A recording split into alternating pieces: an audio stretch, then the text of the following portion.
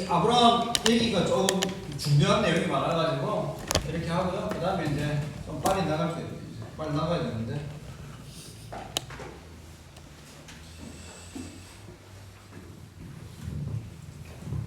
여러분 이제 한번 이제 물어봅시다.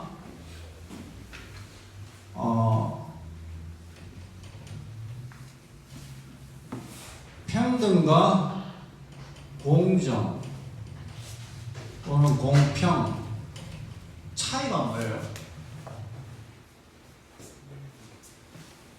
평등과 공정 또는 공평과의 차이점.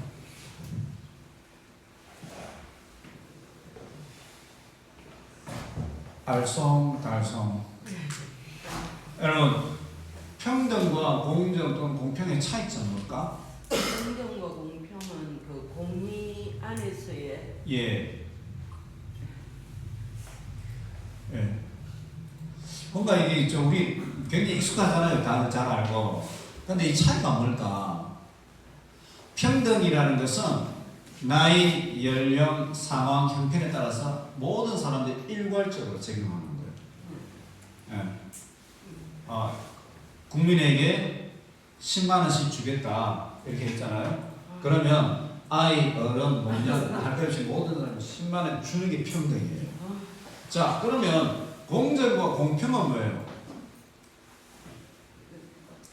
공정과 공평이라는 것은 균등하게 준다라는 이러한 원리는 있지만은 가난하고 어려운 사람일 때는 조금 더 배려하고 더 채워주고, 반면에 약간 조금 많은 사람들인 경우에는 그 사람들이 조금 더 노블리스 오블리제, 자기가 가진 것을 조금 내놓을 수 있는 그러한 사회 제도와 또 관계의 어떤 형태를 이야기하는 거예요.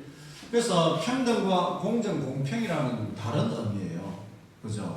알고 보면 이거는 일괄적으로 기계적으로 적용하는 것이고, 이 공정이나 공평은 상대방의 형편과 상황을 살펴서요, 그들이 함께 공존할 수 있는 그러한 사회를 만들어가는 것을 의미한다라고 볼 수가 있습니다. 우리가 성경을 보면 하나님께서 공의와 정의를 행하게 하려 하신다라고요. 하나님 나라는 어떤 나라다? 공의와 정의가 시행되는 나라. 어떻게 보면요, 평등이라기보다는 공정과 공평에 가까운 의미예요. 이 히브리어 단어는. 자, 그렇기 때문에 우리가 사회를 보면 어떤 사람들은 굉장히 부를 가지고 있는 사람도 있고, 어떤 사람들은 그러지 못한 사람도 보이잖아요. 그죠? 보이기도 하고, 우리 스스로를 봐도 우리가 어떤 사람은 가지고 있는 그러한 것을 못 가진 것도 있어요. 그죠? 어떤 사람들은 뭐 굉장히 어떤 지적으로나 계산이 빨라가지고 이 막 처세도 잘하고 또 이제 출세도 하고 그런 것도 있지만은, 그런데 또 어떤 면에서 보면 그 사람이 가지지 못한 것을 내가 가지는 경우도 많이 있어요. 그 사람이 없는 것을 내가 가지게 되었어요. 그것이 내한테 유익이 되는 경우도 많다라는 거예요. 그래서 하나님은 우리에게 공평하신 하나님이십니다.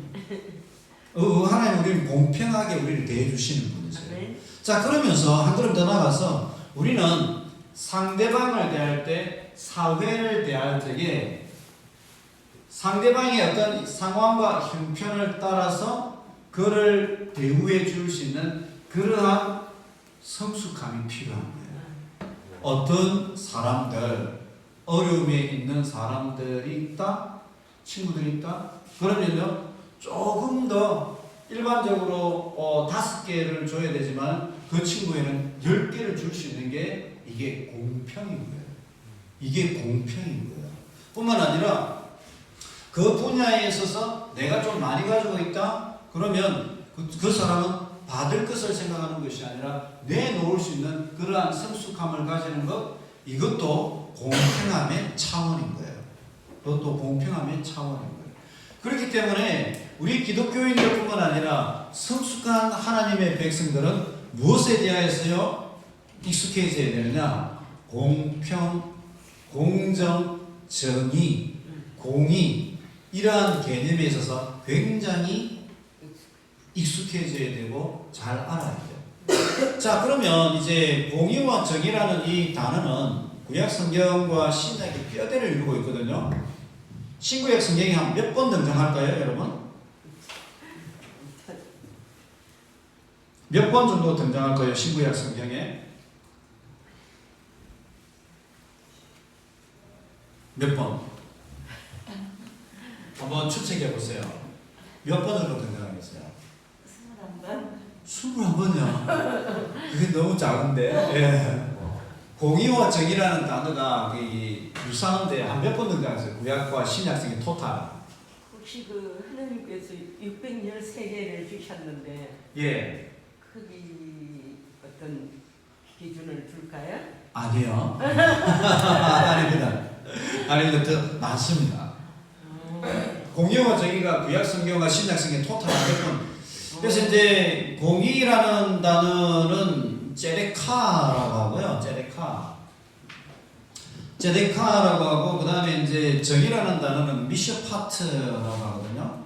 미셔파트라고 하고 이제 신약 성경에서는 둘 다 이제 비슷하게 쓰는데 디카요수네라고 해요. 토탈 이게 한 몇 번 정도 등장하겠어요? 네. 300번. 네? 300번. 300번? 아, 더 많아요. 더 많아요. 네? 900번 더 많아요. 900번도 더 많아요. 네. 2000번. 아, 너무 많이 갔어요. 너무 많이 갔어요. 몇 번 정도 등장하겠어요? 네. 1500. 조금 더 줄여야 돼요. 1500. 1400. 1400. 그보다 조금 더 줄여야 돼요. 1200? 1200 정도. 1200 몇 번. 네. 공의와 정의. 그래서 이제 구약에서도 공의와 정의라는 단어가 많이 등장하지만 신약에서도 고린도후서 1장 30절에 예수 그리스도는 우리의 구원이 되시고 지혜가 되시고 공의가 되신다라고요. 이게 다른 말로 이야기하면 공의와 정의를 이해하지 못하고서는 성경을 이해하는 것은 불가능하다. 좀 단적으로 이야기하는 그런 거예요. 물론 다 알 수도 있지만 알 수도 있고 다 이해는 하지만 공의와 정의를 모르고서는 구약과 신약을 이해하는 것은 어렵다. 그래서 이제 이사야 1장에서 61장에 공의와 정의가 계속 흐르고 있고요. 선지자도 공법을 물같이 정의를 하수같이 흐릴지라 이렇게 이야기하잖아요. 그러니까 이제 선지자들이 이제 자기네들 시대가 자기네들 백성이 잘하고 있냐 못하고 있느냐 그 판단을 누구를 기점으로 판단하냐면 아브라함에게 주신 하나님 말씀 하나님 나라는 공의와 정의가 시행되는 나라가 되어야 된다. 왜 공의와 정의가 중요하냐? 왜 공의와 정의가 중요하겠어요? 공의와 정의는 하나님의 본성이에요. 하나님의 본성이고 그 다음에 하나님의 통치의 방식이에요. 하나님은 오르십니다. 항상 오르십니다. 그리고 그 오름을 우리 가운데에 적용하고 우리를 통치하게 원하십니다. 그러면 이 땅의 지도자들이 가장 본받고 지키고 유념해야 될 덕목이 뭐겠어요? 이 땅의 정치적인 지도자, 종교적인 지도자들이 하나님의 권위를 위임받아서 이 땅을 다스리고 영적인 공동체를 세워가야 되잖아요. 그러면 영적인 지도자나 이 땅의 정치 지도자들이 가장 유념해야 될 그 삶의 태도와 덕목이 뭘 것 같아요? 공의와 정의. 왜냐? 하나님은 이 땅을 공의와 정의로 다스리시길 원하시기 때문에 그러면 하나님의 공의와 정의가 이루어지게 하기 위해서는요 이 땅에 있는 지도자들이 공의와 정의를 하나님의 공의와 정의를 이 땅 가운데 시행하겠다라는 그런 기본 마음 자세가 필요한 거예요. 그게 있어야 돼요. 자, 그러면 하나님 나라 백성들은 무엇을 실천할 적에 하나님 나라 백성이 된다? 여호와의 법에 따라 공의와 정의를 행할 적이에요. 여기 보면 평등도 중요하지만 뭐가 중요하다? 공정과 공평이 중요하다. 공정과 공평이 중요하다. 자, 그랬어요. 하나님께서 그 약속과 축복이 성취될 것을 믿음의 눈으로 바라보았다. 그러면서요.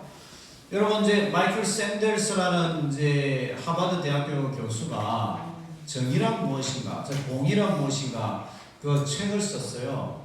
그래서 2004년도에 연세대 노천강당에서 이 강의를 했는데 15,000명이 모인 거예요. 15,000명. 그만큼 우리 사회에 이 공의와 정의에 대한 이 관심이 많아요. 근데 알고 보면 공의와 정의에 대한 가장 근본적인 모델은 어디에 나온다? 성경에 나온다. 성경에 나온다. 그래서 이제 마이클 샌델이 이 이제 공의와 정의, 이제 정의란 무엇인가 이 책을 쓰고 나서 여러분 읽어본 분 있나요? 읽어봤어요? 잘했어요. 다른 사람 읽어본 분 있나요? 자, 읽어보세요. 이게 읽어본 것과 읽어보지 않은 것은 읽은 사람은 읽기 전에 사람으로 돌아갈 수가 없어요. 네, 뭐 빈말한 건 아니죠. 맞아요. 진짜 맞다니까. 책을 한 권 읽은 사람은 그 책을 읽기 전에 사람으로 죽었다 깨어나도 돌아갈 수 없어요. 그만큼 책을 한 권 읽는 것은 중요한 거예요. 한 권을 읽었다 이러면 거기에 이제 새로운 하나의 새로운 옷을 입는 것과 같은 거죠. 그러니까 그래서 이제 공의와 정의에 대해서 여러분 공리주의적인 뭐 그런 판단을 하기도 하고 최대 다수의 최대 행복이 공의와 정의이다. 뭐 칸트의 뭐 공의와 정의에 대해서 이야기하고 고대 사회의 아리스토텔레스의 공의와 정의를 막 이야기를 해요. 근데 이 사람이 뭐라고 하느냐면 공의와 정의는 참 어려운 주제다. 왜 그러냐? 왜 그러냐면 시대마다 사회마다 옳음을 판단하는 기준이 다르기 때문이다. 맞잖아요. 우리가 지금 이 시대에 판단하는 옳음과 자 우리 할머니 할아버지들이 생각하는 옳음의 기준은 개념은 달라요. 그렇죠? 그렇기 때문에 뭐 아리스토텔레스 시대 때의 공의와 정의의 개념을 가지고 와가지고 오늘날 우리 시대 때 이야기한다? 쉽지 않은 거예요. 이게 옷이 안 맞는 거예요. 옷이 안 맞는 거예요. 그러면서 이제 이 마이클 샌더스가 뭐냐면 결국은 공의와 정의, 옳음의 개념은 도덕적인 차원으로 봐야 되고 더 나아가서는 종교적인 차원으로 봐야 돼요. 결론은 그렇게 되죠. 그렇게 돼요. 자 그러면서 이제 제가 참 보면서 이 공의와 정의라는 것은 근본 모델은 어디에서 온다? 성경에서 성경에 있습니다. 그래서 이제 이 시편에 보면 공의와 정의를 하나님 공의와 정의를 왕의 아들에게 주시고 왕에게 주시고 판단하게 하소서 이렇게 얘기하고 여호와 하나님의 성품과 통치가 공의와 정의에 둘러싸여 있다 이렇게 얘기해요. 그 다음에 우리의 삶에 있어서 공의와 정의를 행하는 것은 제사를 드리는 것보다 더 여호와의 뜻이다. 예배 드리는 건 중요하지만 우리의 삶을 통하여 무엇이 옳고 그른가 그것을 판단하고 올바로 살아가는 것도 더 중요하다. 뭐가 옳으냐 이게 항상 중요한 요소라는 거죠. 자 이스라엘 역사 가운데 공의롭다 정의롭다라는 인정을 받았던 왕이 두 사람이 있습니다. 누군지 아세요? 다윗과 솔로몬이에요. 왜 다윗과 솔로몬이냐? 이 사람들은요 약자의 편에 서려고 했던 왕들이에요. 자 보세요. 그 아합과 이세벨은 어땠어요? 아합과 이세벨은 자기의 소욕과 권력을 위하여서요 약자를 처단했던 사람이에요. 다른 부귀한 사람을 써가지고 소문을 퍼뜨려가지고 죽여버리는. 근데 반대로 다윗과 솔로몬은요 약자의 편에 섰던 왕이에요. 그리고 이들은 조금 더 필요하다 하면 더 배려해주고 더 주었던 왕들이에요. 그죠? 그래서 이 솔로몬은 지혜로 자녀가 두 엄마가 있었는데 가난 아기가 죽었을 적에 그걸 다 잘 판단하는 거예요. 그 다음에 이제 다윗도 그의 생애를 통하여서요 어떤 뭐 여인들이나 또 정치적인 일이 있어요 올바르게 판단하는 같은 그러한 모습이 있는 거예요. 그러니까 이게 중심에 뭐가 있는 사람들이라고요? 뭐가 옳으냐 이 상황 속에서 뭐가 옳으냐라는 것을 판단하려고 하는 그 마인드가 항상 있는 거예요. 이 하나님의 사람들의 가장 중요한 기준인 거지. 아멘. 그러니까 이게 있어야 된다는데. 자, 그러면 공의와 정의란 진정한 종교와 경건의 표현이다. 진정한 종교와 경건의 표현이다. 그러면 한국 교회는 왜 공의와 정의를 설교하지 않았을까? 그것은 우리가 생각해 보면 지금까지 축복과 부흥을 절대화시켜 왔고 축복과 부흥을 목적화시켜 왔지 않았나? 그런 이제 약간의 이제 하나의 이제 소견이죠, 소견. 예. 자, 그러면 공의와 정의란 무엇이냐? 기본적으로는요. 올바르다, 옳다, 공평하다. 평등이 아니고요. 공평하다라는 거예요. 자, 그러면 선지서와 이 말씀에 보면 구약 성경의 이 공의라는 단어는요. 159번 나옵니다. 선지서에 81번 나와요.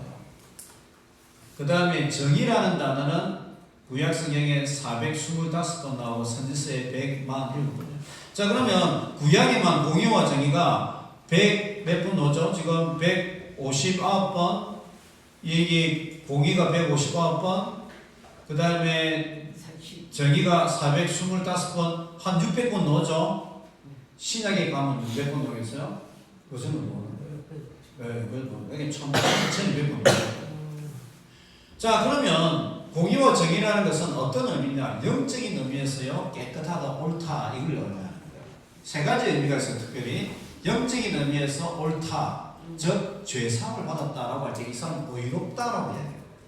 의롭다, 공의롭다, 이 말은 하나님께서 이제 죄사함을 받아서 그가 옳게 되었고, 죄의 혈문에서 벗어났다라고 할 적에 공의롭다 이야기하는 거예요. 그래서 그런 맥락에서 이 짐승을 잡아서 대속 희생을 죽임으로 우리를 옳다라고 인정하죠. 그래서 성경 역사를 보면 창세기 3장 이후로 모든 사람은 옳지 않아요. 영적으로 죄의 노예가 되어 있다라고 해요. 죄에 팔렸다라고 해요. 그러면 하나님께서 우리를 어떻게 옳다라고 하느냐? 짐승의 피값과 생명값을 우리의 죄에 대한 값으로 대신 지불하고 우리를 다시 되사는 거예요. 죄의 종으로 팔린 우리를 죄의 값을 지불하고 짐승의 생명값을 지불하고 우리를 그 종에서 끄집어내는 거예요. 이게 고엘이죠. 고엘. 맞죠? 고엘이죠. 이렇게 해서 우리를 구원하는 거예요. 그때 우리의 상태를 보고 의롭다는 것이 아니라 이 짐승의 생명값을 보고 신약으로 말하면 예수 그리스도의 피값과 생명값을 보고 너는 의롭다라고 이야기하시면 칭하는 거예요. 그걸 칭이라고 해요. 칭이. 도장을 찍는 거예요. 자, 그래서 이 하나님의 이 은혜의 언약이 무엇을 통해서 작동하느냐? 짐승의 생명값을 통하여서, 피값을 통하여서 예수 그리스도의 생명으로 우리는 의롭다, 은혜를 경험하게 된다라는 이 은혜 언약이 작동하는 거예요. 우리가 이제 죄에서 자유케 되는 거예요. 그리고 의를 행할 수 있는 능력이 이제 효력이 발생하는 거예요. 효력이 발생하는 거예요. 자, 그러고 나면 이제 대속의 죽음들, 그가 찔리면 우리 허물 때문에, 그가 상한 우리의 죄악 때문이라, 그가 징계를 받은 우리는 평안을 누리고 채찍에 맞은 우리는 나음이 없다. 그분이 찔리고 상함으로 우리는 치유와 허물을 사받았다. 그래서 이제 복음에는 하나님의 의가 나타나서 믿음으로 의롭게 된다. 믿음이 있는 사람은 하나님의 이 의가, 예수 그리스도의 의가 우리에게 전가된다라고 얘기하는 거죠. 그 다음에 이제 두 번째 의라, 공의롭다라는 것은 어떤 의미냐? 삶의 실천적인 모습이에요. 삶의 실천적인 모습.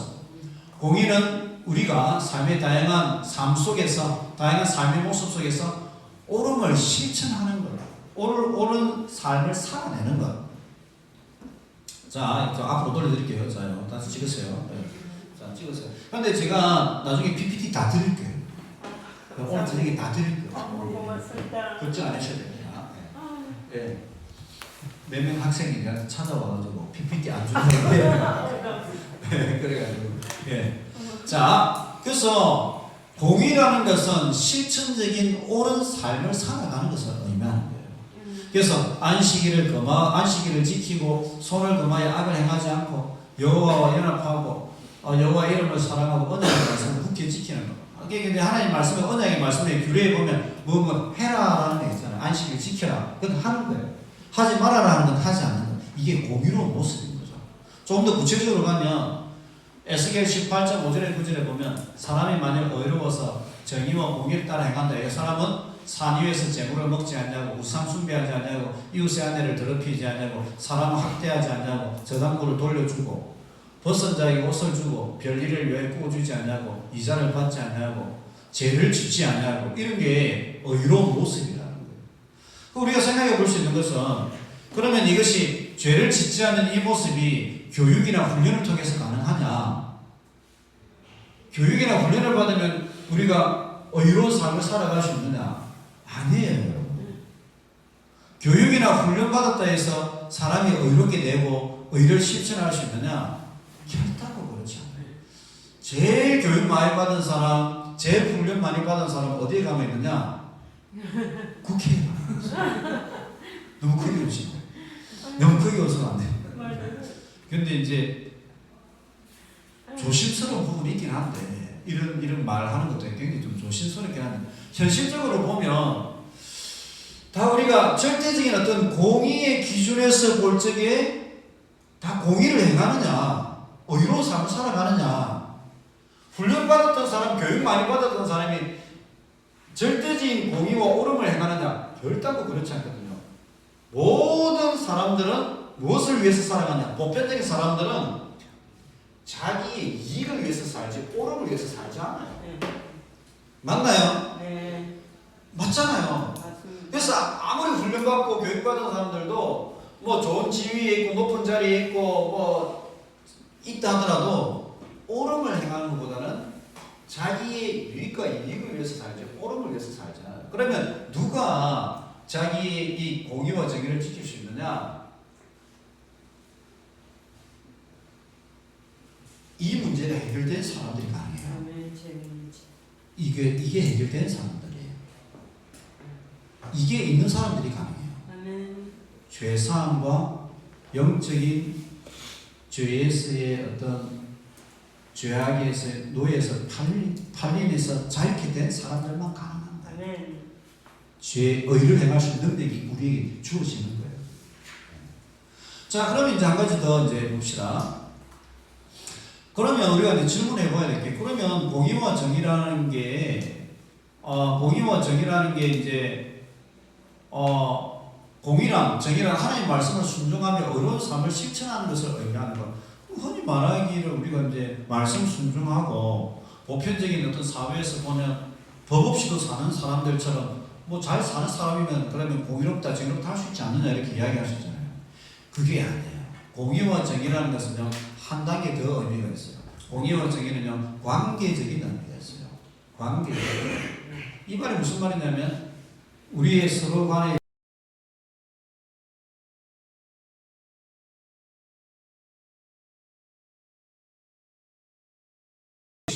이게 공평의 의미인 거예요. 서로의 관계 속에서 저 사람이 조금 더 필요하다라고 할 때는 그걸 배려해 줄 수 있는 모습들이 필요하다는 거예요.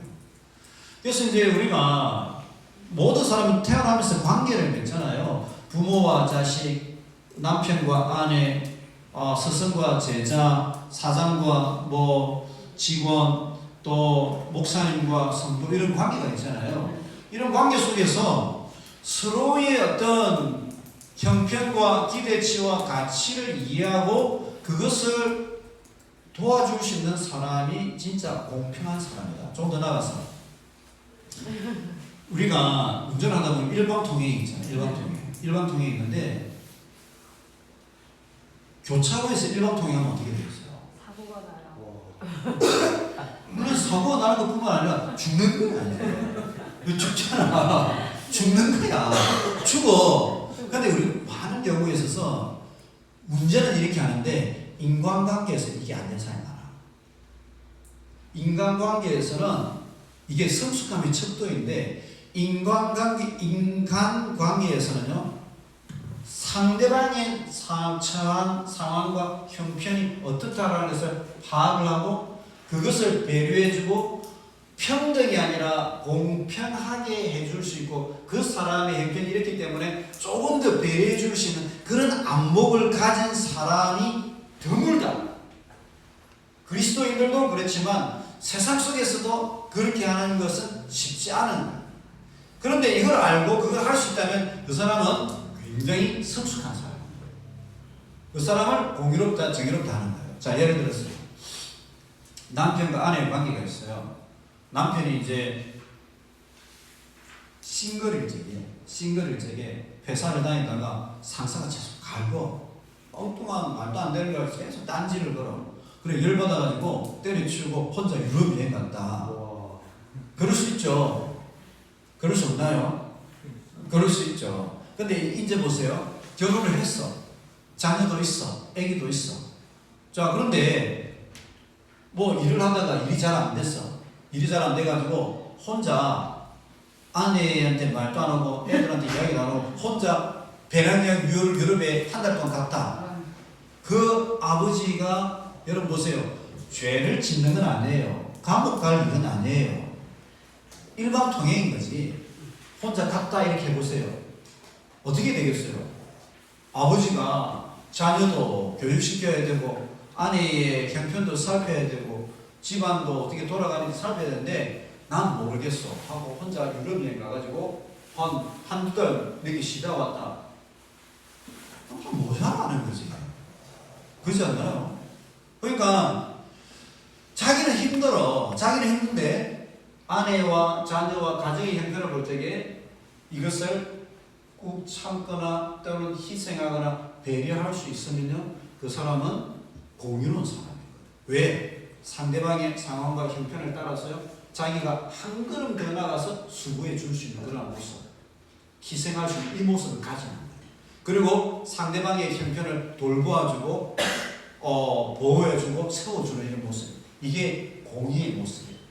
아내의 입장에서 싱글이다. 이제 결혼 안 한 상황이다. 근데 하루 저녁에 인터넷을 보니까 좋은 핸드백이 보이는 거예요. 루이비통이나 샤넬이나 몇백만 원 하는데 그날따라 지름신이 내려가지고, 지름신 알아요? 물건을 지를 수 있도록 하는 지름신이라고 그런 신이 있어요. 지름신이 내려가지고 루이비통을 산 거예요. 근데 뭐 싱글일 때야 뭐 그랬다 했다. 자기가 해서 뭐 엄마가 알면 등짝을 때릴지 모르겠지만 뭐 그럴 수 있다면 결혼한 엄마인데 남편 사업도 있죠. 애들 교육도 있죠. 그런데 엄마가 저녁에 인터넷 보다가 가구가 멋진 게 있었어. 멋진 게 있어가지고 혼자 질러버렸어. 남편하고도 이야기도 안 하고 이랬다. 그러면요, 감옥 갈 일은 아니에요. 감옥 갈 일은 아닌데요, 뭔가 좀 모자라는 거예요. 자, 보세요.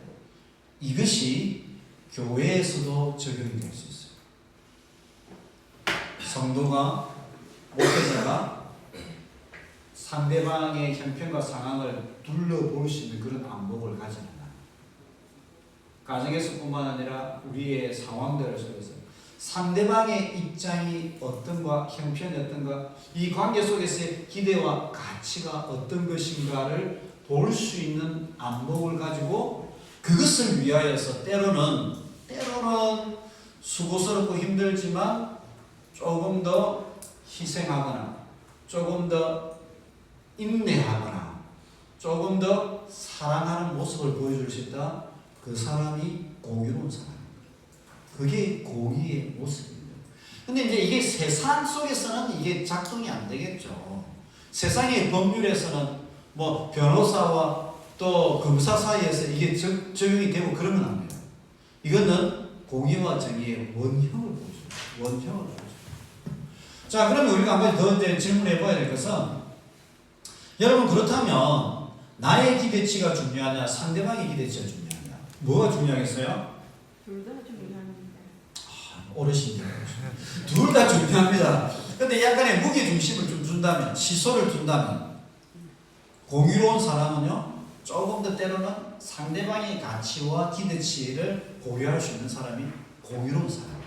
예를 들어서 이게 우리 신학에 있어서 얼마나 중요한지 설명해 드릴게요. 이스라엘 나라에 초대 두 왕이 있었어요. 사울과 다윗이었어요. 동일하게 하나님을 예배하고 자기의 정치를 하고 또 자기의 생애를 살아가고 자기의 시간을 살아요. 근데 사울은 자기의 시간과 자기의 정치를 하면서 하나님도 경배하고 제사를 드렸는데 그의 삶의 무게중심은 하나님께 있었습니까? 자기에게 있었습니까? 항상 자기에게 있었어요. 어떻게 하면 내 권력을 다음 세대에 물려줄까? 아들에게 물려줄까? 이 나라를 부강한 나라를 만들어서 자기의 권력을 세울까? 여기에 초점이 있어요. 삶의 무게가 있어요. 반면에 다윗은요, 동일한 정치를 하고 동일한 삶을 살아가고 동일한 예배와 제사를 드렸지만 다윗의 무게중심은요, 왜 다윗도 계산이 있겠죠. 자기 정치 잘해야 되니까. 그런데 무게중심은 어디에 있었다? 하나님께 있었다. 하나님을 왕으로 모시고 궁전을 세우는 것뿐만 아니라 성전을 세워서 하나님의 인재를 기대하고 원하였던 인물이었던 거예요. 자, 우리 속에서도 마찬가지예요. 하나님을 다 같이 믿어요. 다 하나님을 믿는데 예배를 드리는데 자기의 시간을 살아가는데 공부를 하는데 어떤 학우들은 자기에게 무게중심이 있는 사람이죠. 삶의 무게중심이 있는 사람. 어떤 학우들은 하나님께 무게중심이 있는 사람입니다. 누가 공유로운 사람입니까? 하나님과의 관계에 있어서 하나님께 그 무게중심이 있는 사람이 공유로운 사람이에요. 근데 대부분의 많은 사람들은 이 무게중심이 보편적인 모든 사람들은 자기에게 있을 확률이 높아요. 왜? 그것이 인간의 본성입니다. 저라고 안 그랬겠어요? 여러분들이라고 안 그랬겠어요? 근데요, 그 무게중심이 점점 하나님께 갈 수 있는 이것이요, 신앙의 성숙이에요. 신앙의 성숙이고 공의와 정의의 모습이고요. 이 무게중심이 다른 사람에게 갈 수 있다면 그게 신앙의 성숙함이고 성화예요. 이런 안목을 가진 사람이 무엇을 누리게 된다? 영광을 경험합니다. 이런 사람이 영광을 경험합니다. 근데 대부분의 사람들은 인생이라는 것 자체가 다 자기가 주인공이야. 그러지 않나요? 아닌 사람이 무슨 이야기예요? 여러분 인생에 있어서 자기가 주인공이 아닌 사람이 이상해요. 그런데 그거를 조금 뛰어넘어서, 조금이 아니지, 근본적으로 뛰어넘어서 내 인생에 있어서 하나님이 주인이 되고 다른 사람의 형편을 살릴 수 있는 사람이 된다면 그 사람은 어디에 가든지 환영받을 수 있어. 진짜. 어디에 가든지 환영받을 수가 있고 어디에 가든지 인정받을 수가 있어. 이게 돼야 결혼 생활이 편해져.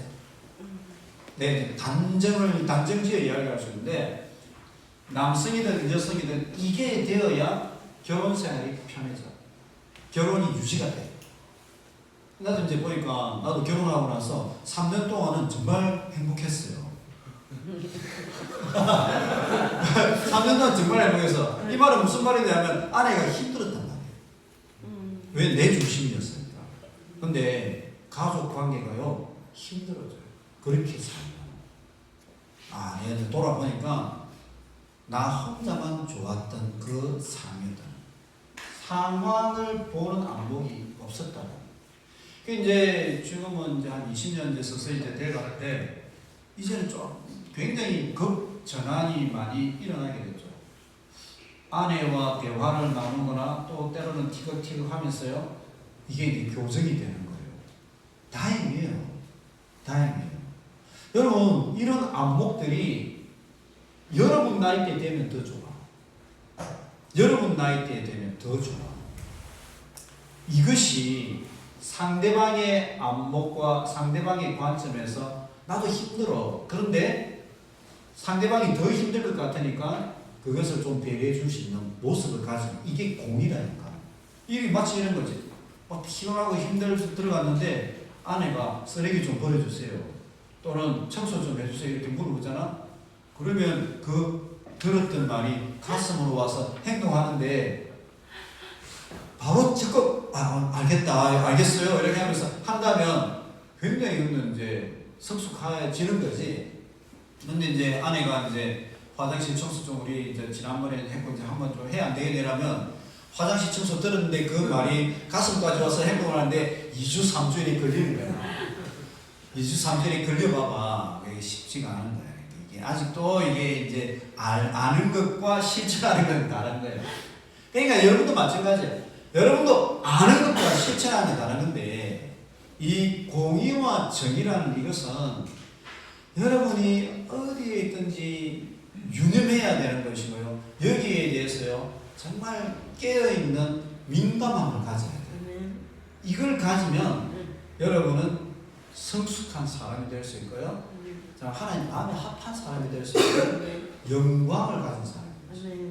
그게 그래서 하나님 나라는 어떤 나라다? 이 평등이 아니라 공평이에요. 공평. 상대방의 입장과 형편이 좋은 사람은 더 많이 내놓을 수 있고 또 어려운 사람에게는 더 많이 베풀 수 있는 그러한 안목을 가지는 모습들이 여러분들이 있어요. 이게 여러분의 삶의 척도가 될 거예요. 근데 중요한 말입니다. 이게 여러분의 삶의 척도가 돼요. 나중에. 그래서 좀 이게 하나님 나라의 모습이고 또 공동체의 모습이 되어야 된다. 제가 이야기를 했습니다. 예, 오늘은 여기까지 하도록 하겠습니다. 여러분 수고 많았습니다. 예, 수고했습니다. 예, 고맙습니다. 예, 수고했습니다. 예, 감사합니다.